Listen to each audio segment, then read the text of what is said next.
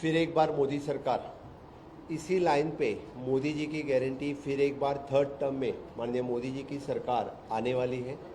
और इस मोदी जी की सरकार आने के लिए पूरे देश भर में सभी लोगों को मोदी जी की गारंटी के ऊपर विश्वास है। और उसी गारंटी के साथ महाराष्ट्र में भी मैक्सिमम सीट एनडीए को मिलने वाले हैं। आज़ादी के अमृत काल में माननीय मोदी जी ने विकसित भारत 2047 की नींव रखी और उसी तरफ जाते हुए हमें जो 10 साल में जो काम करके इस देश को दिखाया, कांग्रेस के लिए 50 साल में पॉसिबल नहीं हुआ था, वो काम माननीय मोदी जी ने 10 साल में करके दिखाया है। हम जो कहते हैं कि उनकी सरकार 2004 से 2014 तक थी, लेकिन एक भी स्कीम जो हम बोलते हैं कि लोगों के लिए उन्होंने की नहीं है। लेकिन माननीय मोदी जी ने 2014 से लेकर 2024 तक 10 साल में क्लीन इंडिया से लेके फिट इंडिया तक, स्टार्टअप इंडिया हो, स्टैंड अप इंडिया हो, मेक इन इंडिया हो, डीबीटी हो, इस सभी तरह से सिर्फ 4 पिलर पे काम किया। खास करके नारी शक्ति, युवा शक्ति, किसान शक्ति और गरीब कल्याण, सभी सेक्शन ऑफ द पीपल को टच करते हुए यानी जो काम किया वो काम अंत्योदय तक है, जो the last person in the community, जिस तक कोई पहुंचा नहीं था आज तक, उस तक पहुंचाने का काम किसी ने किया तो माननीय मोदी जी ने किया है। हम नारी शक्ति इसीलिए बोलते हैं कि नारी का सम्मान करते हुए यानी प्रधानमंत्री आवास योजना हो, जो नारी के घर पे यानी अपने बहन के घर पे घर नाम पे करने का काम किसी ने किया तो मोदी जी ने किया। हर घर शौचालय हो, हर घर इलेक्ट्रिसिटी हो या हर घर पानी हो, सब कुछ माननीय मोदी जी ने दिया। इसके सिवा बेटी बचाओ बेटी पढ़ाओ जैसा नारा जो मोदी जी ने दिया और उसी के तहत आज बेटी बचाओ भी चल रहा है और बेटी पढ़ाओ भी चल रहा है। वही करते हुए नारी को सम्मान देते वक्त 33% रिजर्वेशन का महिला अधिनियम पास करने का काम माननीय मोदी जी ने करके 33% रिजर्वेशन जो लोकसभा और विधानसभा में पहली बार बिल पास किसी ने किया तो मोदी सरकार एनडीए सरकार ने किया। इसीलिए यही नारी शक्ति का करते वक्त 3 तलाक का बिल इस भारत देश में पहली बार हुआ तो मोदी जी के कारण ही हुआ। युवा शक्ति की बात जब हम करते हैं तो सही में यानी आज तक युवाओं को किसी ने युवाओं के हाथ को काम देने का काम किसी ने किया तो मोदी जी ने किया। कांग्रेस सरकार ने सिर्फ युवाओं को हाथ दिखाने का काम किया था। 2014 में the first time the skill development ministry form करके द स्किलिंग, रीस्किलिंग, अपस्किलिंग के अंतर्गत द स्किल डेवलपमेंट में ढेर सारे अपने देश में PMKVY 1, PMKVY 2, PMKVY 3 प्रधानमंत्री कौशल्य योजना जो स्टार्ट की, उसी अंतर्गत यानी हम बोलते हैं कि हर एक को स्किल्ड करने का काम माननीय मोदी जी के कार्यकाल में हुआ। 40 साल में इस देश में पहली बार national education policy NEP 2020 introduce हो गई है और देश का विकसित भारत के युवा किस तरह के होना चाहिए उसकी नींव इसी साल रखी है। जब हम स्टार्टअप इंडिया की बात करते हैं या मुद्रा लोन की बात करते हैं, इससे पहले कोई मुद्रा लोन भी नहीं देता था और स्टार्टअप हार्डली यानी फ्यू स्टार्टअप्स 2014 से पहले स्टार्ट हो गए थे। आज स्टार्टअप इंडिया के अंतर्गत यानी ढेर सारे स्टार्टअप स्टार्ट हो गए हैं और कितने सारे यानी जॉब क्रिएशन स्टार्टअप इंडिया के अंतर्गत हो गई है। यही युवा शक्ति आज जो विकसित भारत का सपना साकार करने के लिए इनोवेशन हो या डिफरेंट टाइप्स ऑफ जितने सारे IT सेक्टर में हो, मेडिकल सेक्टर में हो, फार्मा सेक्टर में हो, इस तरह का आगे स्टार्टअप लेने का काम इस देश के युवा कर रहे हैं। उनको पूरा सपोर्ट एनडीए की सरकार, मोदी जी की सरकार से मिल रहा है। द थर्ड, जब हम बात करते हैं कि किसान शक्ति की, तो पहली बार इस देश में किसान का सम्मान किसी ने बढ़ाया तो माननीय मोदी जी ने बढ़ाया। किसान सम्मान निधि देके, किसान क्रेडिट कार्ड देके, किसान फसल बीमा योजना देके मोदी जी के कार्यकाल में किसी को डायरेक्टली, चाहे वो किसान हो, दूध वाला हो, मछुआरा हो, उसको क्रेडिट कार्ड किसी को मिला तो मोदी जी के कार्यकाल के मिला और गारंटी के ऊपर वही मोदी जी की गारंटी के ऊपर आज उसको किसान क्रेडिट कार्ड मिल रहा है और वही किसान आज अन्नदाता बन के ऊपर आया है। The fourth one which is an गरीब कल्याण की हम जब बात करते हैं तो मोदी जी के कार्यकाल में मोर देन 25,000 करोड़ पीपल जो उसके गरीबी से ऊपर आने का काम किसने किया। One nation one ration card के अंतर्गत मोदी जी ने 5 किलो मिनिमम मिनिमम ध्यान देने का काम जो किसी ने किया तो माननीय मोदी जी के कार्यकाल में वन नेशन वन रेशन के अंतर्गत किया है। इसलिए मुझे लगता है कि इस 4 पिलर के ऊपर मोदी जी ने हमेशा के लिए काम किया है। कांग्रेस ने इस देश में सिर्फ जात और धर्म के ऊपर बंटवारा करके वोटिंग मिलाने का काम किया था, इस देश का विकास कभी नहीं किया था।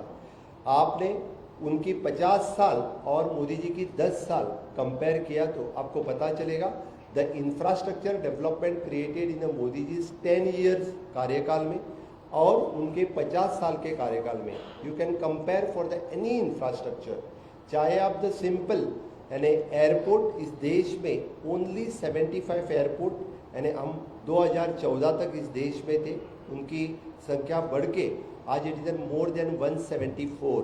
For example the medical colleges इस देश में 374 मेडिकल कॉलेजेस थे, आज 786 मेडिकल कॉलेजेस इस देश में हो गए हैं।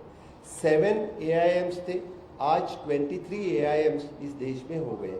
एवरी इंफ्रास्ट्रक्चर, इसीलिए मैं बोल रहा हूँ कि उनको जो 50 साल में नहीं हो सका वो कार्यकाल मोदी जी ने उसके कार्यकाल में हर सेक्टर में डबल हो गए। इसी के ऊपर काम करते वक्त इनके माननीय मोदी जी के 3rd टर्म में माननीय मोदी जी ने जो गारंटी दी है वो गरीब परिवार के लिए गारंटी दी है और नेक्स्ट 5 इयर्स में जब हम बोलते हैं कि PM गरीब कल्याण अन्न योजना उसी तहत चालू रहेगी, वही गरीब कल्याण योजना आगे भी बढ़ेगी। It is an continue providing for the free quality of the health care. प्रधानमंत्री आयुष्मान कार्ड 2014 से पहले इस देश में हेल्थ इंश्योरेंस नाम की कोई चीज़ नहीं थी। आज 5 लाख रुपए का health insurance for the each और जो BPL कार्ड होल्डर है इसको 5 लाख इंश्योरेंस कार्ड फ्री में दिया। किसी भी अस्पताल में प्राइवेट सेक्टर में 5 लाख इंश्योरेंस कार्ड फ्री मिल रहा है। वही आयुष्मान भारत कार्ड हर एक सीनियर सिटीजन के लिए यानी फ्री ऑफ कॉस्ट मिल जाएगा, वो स्ट्रेंथन कर दिया है। नाउ द मोदी जी की गारंटी है zero electricity bill under PM सूर्यग्रह मुफ्त बीमा बिजली योजना के अंतर्गत फ्री बिजली देने का काम BPL कार्ड होल्डर को यानी ये स्कीम इस बार के 3rd टर्म में माननीय मोदी जी ने गारंटी दी है।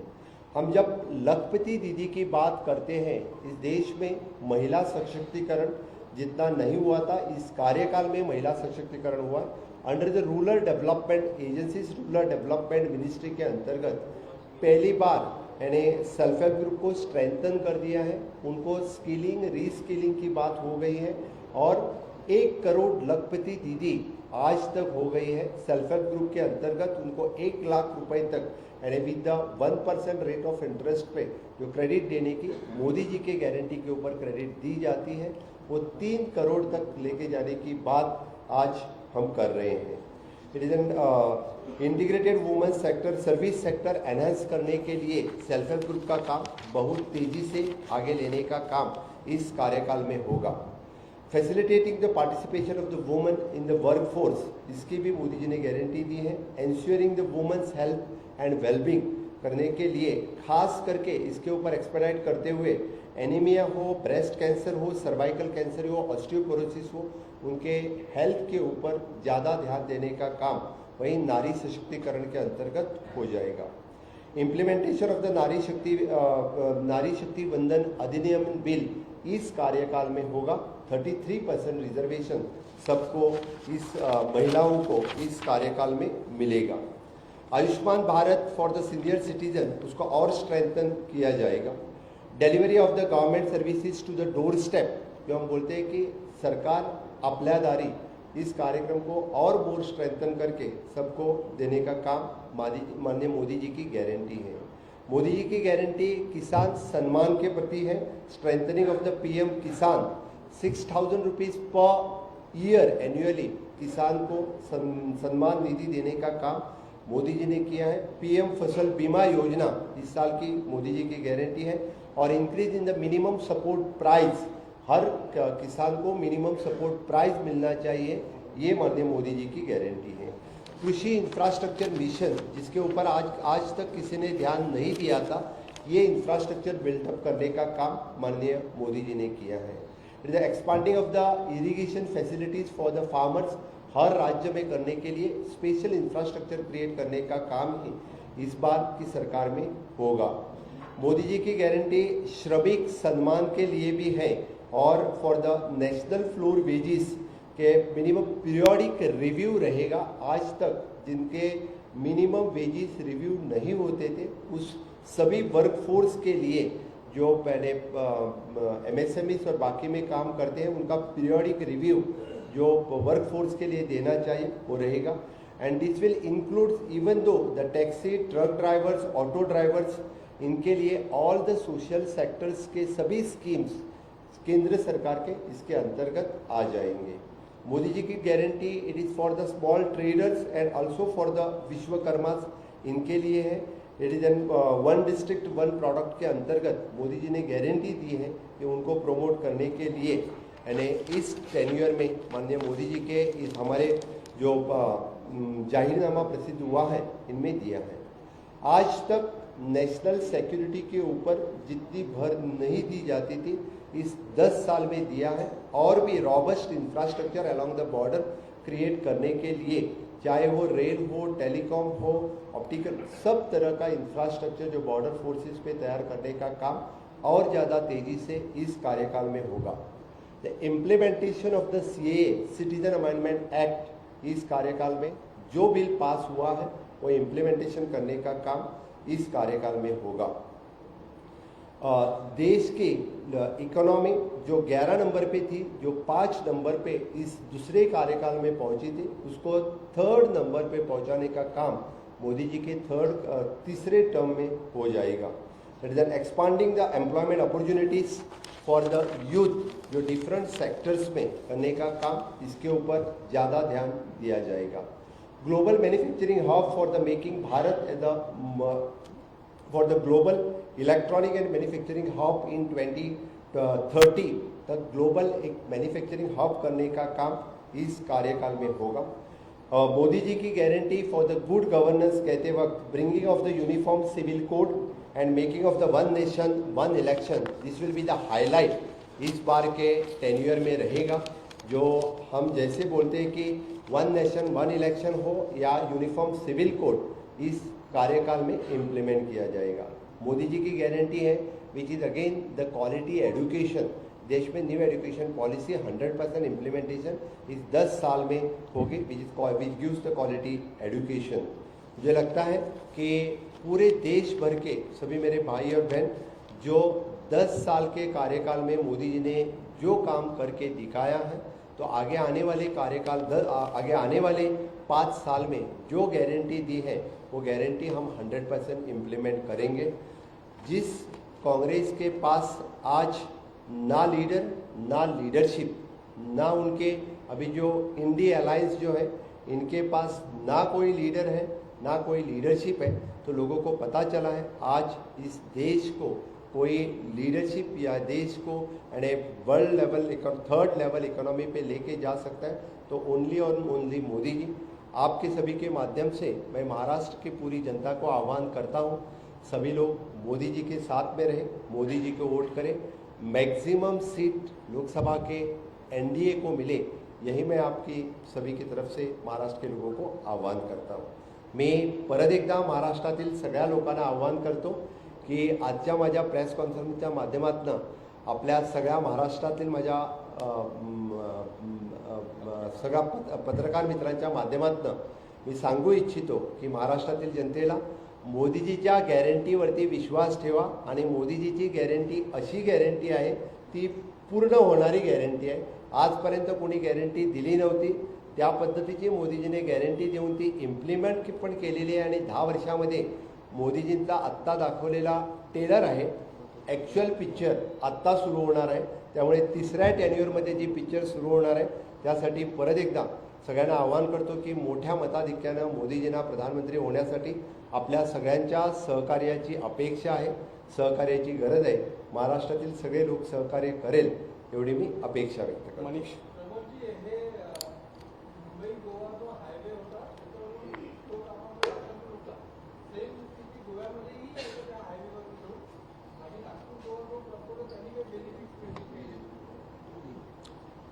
मुंबई गोवा जो हायवे आहे थोडासा कोकणामध्ये इनकम्प्लीट राहिलेला आहे, त्याचं काम सुरू आहे. बिकॉज ऑफ द कॉन्ट्रॅक्टर तो कम्प्लीट नाही होऊ शकला.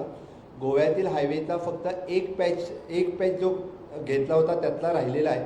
पण या 2 वर्षाच्या टेन्युअरमध्ये गोव्यातील पूर्णतः म्हणजे पत्रादेवीपासून पोळ्यापर्यंत गोव्याच्या वन बॉर्डर नॉर्थपासून साऊथपर्यंत हा रस्ता 2 वर्षामध्ये पूर्ण होईल.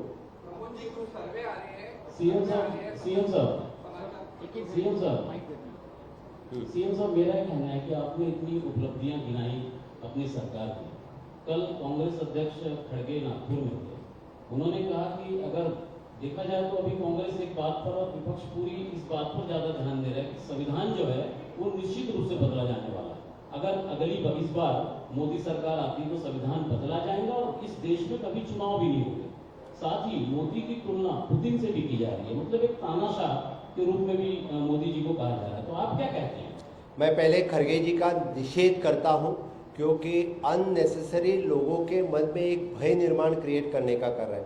कॉन्स्टिट्यूशन इस देश का कोई बदल नहीं रहा है. इस कॉन्स्टिट्यूशन के ऊपर जिस तरह से देश आगे जा रहा है वही तो एक्चुअली हम जो बोल रहे हैं कि सर्वधर्म समभाव से हम जो आगे जा रहे हैं उसी कॉन्स्टिट्यूशन की तरफ यानी देश आगे की ओर जा रहा है. सर, आपने बहुत सारी गारंटी के बारे में आपने मोदी जी के बारे में कहा है, परंतु जो महिला कायदा है अभी तक केंद्र सरकार केंद्र में अटका पड़ा है. ये कायदा अभी तक का पास नहीं हुआ, इसके लिए आप क्या कहते हैं? दोनों महिला आप 33% रिजर्वेशन की बात कर रही हैं आप? जो महिला कायदा है अभी तक का पास नहीं, जो शक्ति कायदा था महिला का, अभी तक केंद्र में अटका पड़ा है, वो कायदा पास नहीं हुआ है. इसके बारे में क्या? आप कौन से कायदे के बारे में बात कर रही हैं? महिलाओं पर अत्याचार होते हैं वो कायदा अभी तक का पास नहीं हुआ है. नहीं, ऐसा कोई कायदा अभी तक एट प्रेजेंट अल्सो यानी महिलाओं के लिए महिलाओं के ऊपर अत्याचार जो होते हैं उसके लिए अलग कायदा केंद्र में भी है और राज्य में भी कुछ उनके अलग अलग से उसके ऊपर अमेंडमेंट हो गए. ऐसा कोई नहीं है. सर, बहुत से सर्वे आ रहे हैं अभी.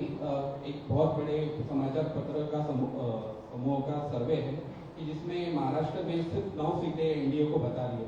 आपके क्या विचार है, क्योंकि ये सर्वे थोड़े से नकारात्मक है एनडीए के लिए? मुझे लगता है कि कौन से सर्वे आप किसके लिए सर्वे कर रहे हैं मुझे पता नहीं है, लेकिन मैं तो खुद महाराष्ट्र में हर एक जगह से मैं कनेक्टेड हूँ. लेकिन मैं तो बोलता हूँ कि approximately the 40 seats will get for the NDA. चलो आप सांगा बोला. वन नेशन वन इलेक्शन हे मोदीजी म्हणतात की आपण देशात राहू, पण देशातले खूप सारे बुद्धिजीवी आहेत की जे म्हणतात त्यांनी हा विरोध केलेला आहे की वन नेशन आणि वन इलेक्शन हे नको आहे. मोदीजी ज्या पण योजना राबवतात ते भारतीय नागरिकांना विचारत का नाही की मी ही योजना बनवते. अग्निवीरसारखी योजनेला भरपूर विरोध झाला आणि त्यांना हे सुद्धा म्हटलं अग्निवीरसाठी की तुमच्यावर एकही केस दाखल असेल तर तुम्ही या योजनेत सहभागी नाही होणार. तसंच वन नेशन वन इलेक्शन कोणी मागितलं आहे? मोदीजींनी पहिले देशाच्या नागरिकांची राय घेतली, नंतर हा निर्णय घ्यायचा असं तुम्हाला वाटतं? वन नेशन वन इलेक्शन ह्याच्यासाठी कमिटी एस्टॅब्लिश झालेली आहे. कमिटीने हा रिपोर्ट सबमिट केलेला आहे आणि आमच्या अजेंडावरती आहे की वन नेशन वन इलेक्शन आम्ही पास करू. तेव्हा वन नेशन वन इलेक्शन सगळ्या असेंब्लीमधून पण पास होणार आहे आणि त्यानंतरच तो इम्प्लिमेंट होणार आहे. नक्कीच आमच्या अजेंडावरती आहे, कारण देशाच्या हितासाठी आपण जसं म्हणतोय की केवढा इलेक्शन्समध्ये मोठ्या प्रमाणामध्ये वेळ पैसा आणि त्याच कारणाने नंतर इट इज फॉर द डेव्हलपमेंटसाठी जो वेळ वाया जातो त्यासाठी वन नेशन वन इलेक्शन होणं गरजेचं आहे. देशाच्या हितासाठी गरजेचं आहे, म्हणून वन नेशन वन इलेक्शन व्हायला पाहिजे. मनीष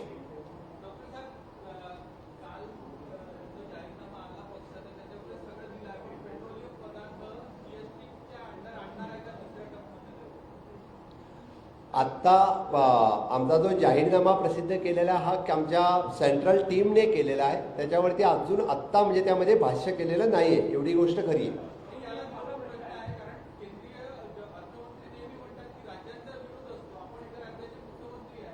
वेगवेगळ्या जीएसटीच्या मीटिंगमध्ये मी पण बघतो की वेगवेगळ्या लोकांची त्याच्यावरती वेगवेगळी मतं आहेत.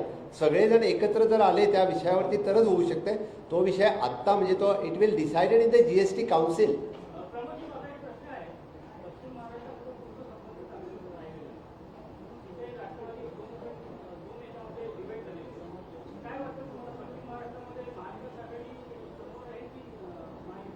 पश्चिम महाराष्ट्रामध्ये पण एनडीएचे सगळे सीट जे आहेत, मग शिंदे सेने गटाचे असेल, अजित पवार गटांचे असेल आणि भारतीय जनता पार्टीचे सगळ्याचे सगळे सीट त्या ठिकाणी निवडून येतात. कारण मी स्वतः कोकणामध्ये आणि बाकी पश्चिम महाराष्ट्रात वेगवेगळ्या सीटवरती मी स्वतः प्रवास केलेला आहे. 100% एनडीएची सीट तिथे निवडून येतात.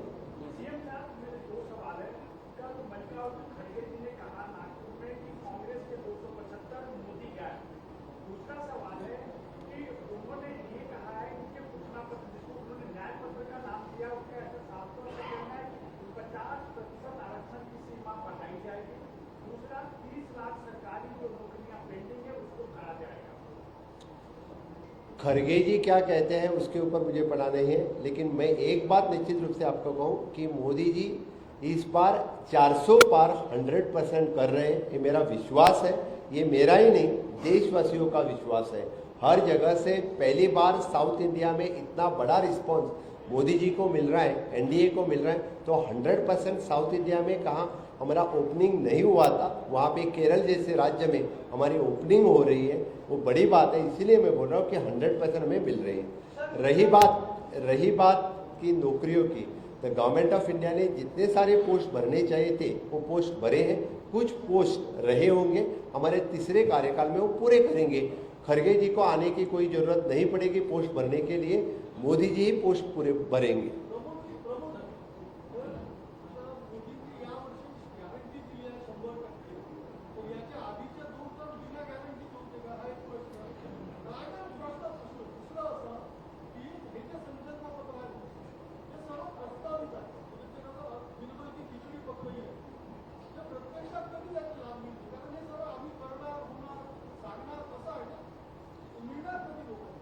दोन 2014 मध्ये दिलेलं आमचं संकल्पपत्र काढून बघा, त्यातल्या 90% योजना आम्ही पूर्ण केलेल्या आहेत. 2019 मधलं संकल्पपत्र काढून बघा, त्यातल्याही 90% कुठल्या तरी 8-10% राहिल्या असतील वेगवेगळ्या कारणाने, बट मोर दॅन 90% संकल्पपत्रात दिलेल्या गोष्टी वचननाम्यातल्या आम्ही पूर्ण करणारं भाजपचं सरकार आहे.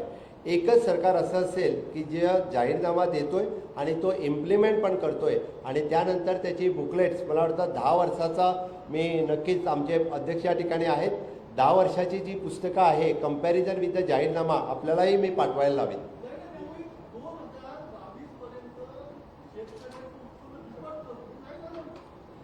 शेतकऱ्यांचं उत्पन्न जो शेतकरी ज्याला आपण म्हणतोय की इंटिग्रेटेड फार्मिंगने ज्या पद्धतीने पुढे आलेला आहे त्याला नक्कीच त्या तुम्ही कंपॅरिझन 2004 ते 14 आणि 2014 ते 24 करून बघा, तुम्हाला शेतकऱ्याचं उत्पन्न नाही, शेतकऱ्याला कशा पद्धतीने सपोर्ट केलेला आहे ते समजेल. पण एक मिनिट,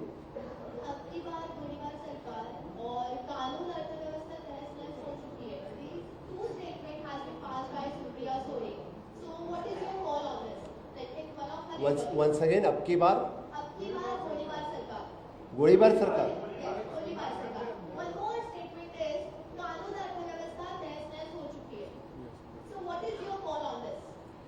सुप्रिया सुळे मुझे लगता है कि थोड़ी सी उनके घर के झगड़े में ही फंसी हुई है, इसलिए वो क्या बोलती है उसको खुद को समझ में नहीं आ रहा है. मुझे लगता है कि मोदी जी गवर्नेंस रीजन जो विकास की राजनीति करती है आज तक यानी कौन सी भी इस तरह की चीज़ करने की जरूरत नहीं पड़ी है. Modi ji has focused on the विकसित भारत 2047. विरोधकांनी जाहीरनाम्याला जुमलेबाजी असं म्हटलेलं आहे कालच्या प्रचार सभेमध्ये, काय वाटतं?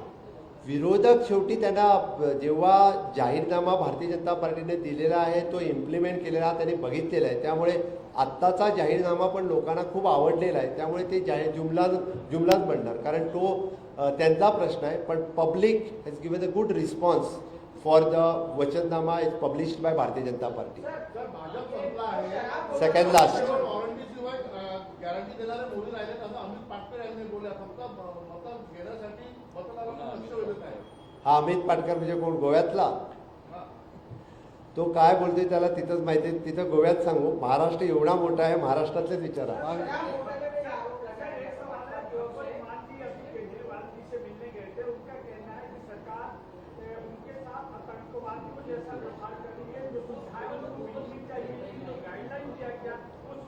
मुझे लगता है कि 10 बार या 11 बार उसको वारंट भेजने के बाद जो खुद आदमी यानी रिस्पेक्ट नहीं कर रहा है, उसको हाई कोर्ट से बाद में उसको अंदर करना पड़ रहा है. उसने खुद तो पहले रिस्पेक्ट करना सीखना चाहिए. उसको वारंट कितनी बार निकाला. तो इस तरह के यानी कोई भी होने तो किसी के ऊपर वारंट है तो उसने जाके तो वारंट यानी खुद को क्लैरिफिकेशन या देना चाहिए, वो उसने नहीं दिया होगा. बाकी तो मुझे उसके ऊपर कुछ बात करना. लास्ट प्रश्न, लास्ट एक ही बोला मैं, एक साथ में बोला. पणजी में जो स्मार्ट सिटी की बात है, वो कांग्रेस का आरोप है कि 1000 करोड़ का घोटाला है. नार्कोटिक ड्रग्स जो है सबसे ज्यादा वहाँ चलता है. एजेंसी और अथॉरिटी जो है नेग्लिजेंस करती है. और माइनिंग घोटाला 59 लीज की बात जो है उसको लेकर भी कांग्रेस ने आरोप लगाया कि 35,000 करोड़ का घोटाला है. और सबसे बड़ी बात जो देश में चल रहा है सर, शराब घोटाले का पैसा गोवा इलेक्शन में यूज हुआ. तो क्या गोवा की लोकल बॉडी ने ऐसी कोई जांच करके कुछ तथ्यों को पाया है?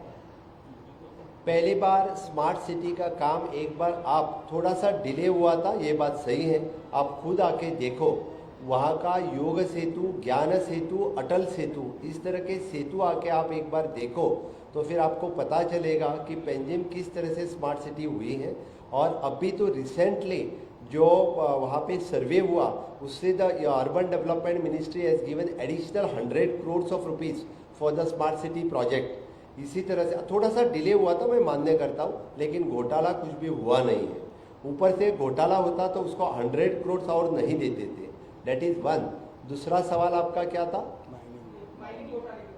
माइनिंग घोटाला. तो माइनिंग घोटाले की बात चल रही थी 2012 में, जब वहाँ पे कांग्रेस की सरकार थी. 2012 के बाद भारतीय जनता पार्टी की सरकार आ गई है. सुप्रीम कोर्ट के गाइडलाइंस के ऊपर ही आज माइनिंग फिर से एक बार स्टार्ट हो चुका है. And already the 3 mining लीजेस has allocated और 5 माइनिंग लीजेस का ऑक्शन हो चुका है. बाकी 10-12 माइनिंग लीजेस का ऑक्शन होकर सुप्रीम कोर्ट के गाइडलाइन के अनुसार ही यानी गोवा की माइनिंग लीजेस ऑपरेट हो रही है. तीसरा सवाल, उसके ऊपर तो इन्वेस्टिगेशन दिल्ली में चल रहा है, इसीलिए तो वो मुझे अभी पूछ रहे थे. मुझे लगता है उनको भी पता होगा क्या चल रहा है. लेकिन कुछ तो पुख्ता जानकारी आपके पास होगी, क्योंकि वो तो ईडी और सीबीआई वो ले रहे हैं, मुझे जानकारी लेने की कोई जरूरत नहीं है. बिल्कुल नहीं है. मैं कभी कभी बता देता हूँ, कौन से भी स्टेट में ड्रग्स पकड़ा गया तो उसको लिंक करते हैं कि ये गोवा में जाने वाला था, इसलिए उसको ज़्यादातर ये जैसे कहीं पे भी, मैं स्पेसिफिकली नाम नहीं लेता हूँ, नाम लिया तो बाद में आप मुझे ब्लेम करने लगोगे. किसी भी स्टेट्स में समझो ड्रग्स पकड़ाते हैं, ये गोवा में जाने वाला, क्या गोवा क्या मार्केट है क्या? मैं बोलता हूँ कि जब से मैं सीएम बना हूँ 2019 से लेकर आज तक, यानी 100% हमारे एंटी नारकोटिक सेल बहुत बड़ा काम कर रही है. और बहुत बड़े ड्रग्स जो एंटर हो रहे थे, यानी ज़्यादा से ज़्यादा 3 करोड़ से ज़्यादा भी ड्रग्स हर बार पकड़े गए हैं. We are not giving any opportunities for any drug peddlers to enter into the state. Thank you. Thank you. अरे हो गया, फालतू आदमी. Thank you.